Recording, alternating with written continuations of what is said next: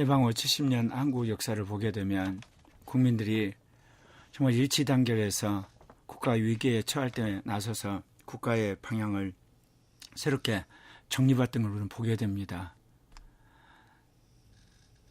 이승만 정권이 삼선 개헌을 하고 장기 집권을 획책할 때 부정선거를 저질렀습니다.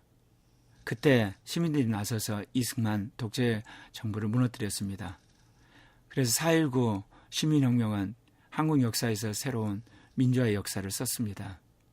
그리고 박정희의 유신 독재가 김정일 총탄에 사라져갈 때 1980년 서울의 봄에 수많은 학생들이 신군부와 대항을 했고 5.18 민주화 항쟁을 통하여서 그러한 민주화 투쟁의 새로운 이정표를 세웠습니다. 수백 명이 죽고 사상을 당하면서 신군부의 그런 독재에 항거를 했죠.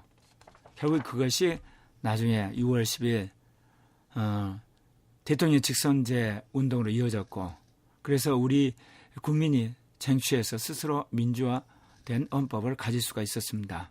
그리고 IMF 때는 온 국민이 달려져 근무기함으로 고갈된 외환을 보충했고, 거기에 감동해서 세계 각국과 재벌들이 투자함으로 말미암아 한국 경제가 다시 살아날 수가 있었죠. 그리고 작년에 촛불혁명을 통해서 박근혜 대통령과 그 측근들 뿐만 아니라 새누리라고 하는 우파 패권주의 세력이 몰락하는 걸 우리는 목격했습니다. 그러나 70년 한국 역사는 이렇듯 국민들이 현명한 결정만을 한 것은 아니라는 겁니다. 역사 위기에 나서서 국가의 어떤 방향의 틀을 제시했지만 그런 국가 위기가 끝나고 나서 새로운 국가 지도자를 뽑는다든지 새로운 정당을 형성함에 있어서는 우리 국민은 분열을 했고 무기력했고 무지했습니다. 특별히 2007년 대선에서 국민들은 이명박 대통령을 뽑았습니다. 2006년에 북한이 핵실험함으로 말미암아 이미 한국의 정치판은 우익으로 완전히 넘어가 있었습니다. 기울어져 있었죠. 그런데 이명박 시장이 청계천 복개공사를 하고 그다음에 서울숲을 만들고 그리고 버스 공영제 하니까 정말 경제 성장을 시킬 줄 알고 몰표를 줬어요. 결국은 어떻습니까?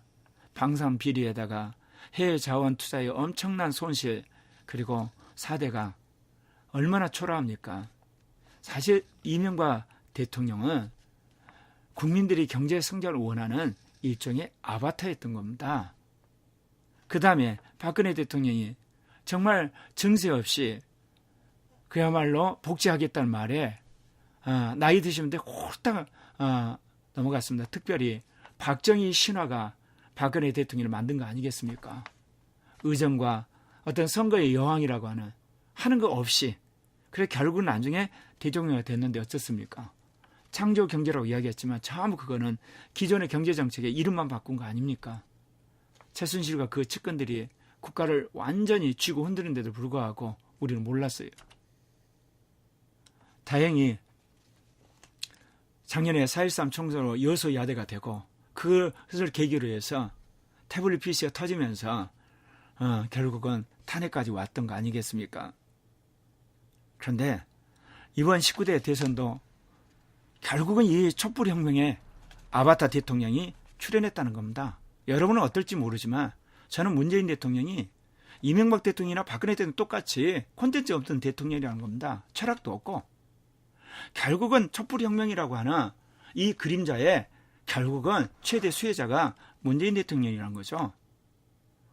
앞으로 3년 아니면 5년 이 국가를 이끌어갈 건데 여러분 그거 보실 거예요.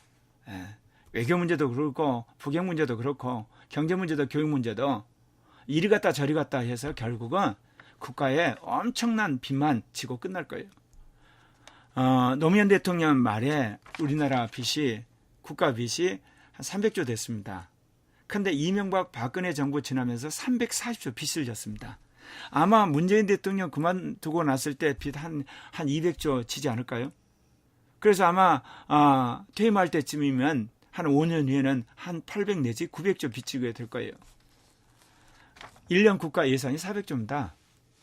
이제 빚이 2배 됩니다. 콘텐츠 없는 대통령 뽑았을 때 아바타 대통령 뽑았을 때 어떻게 될 것인가? 결국 33판 겪어야 국민들이 정신 차릴 것 같습니다.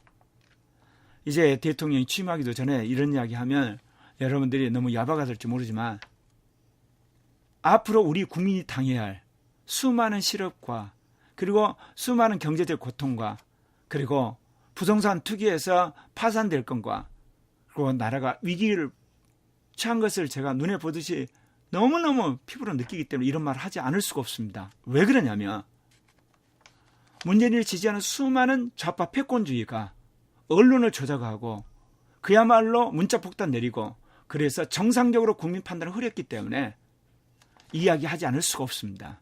그들의 판단이 과연 옳았는가?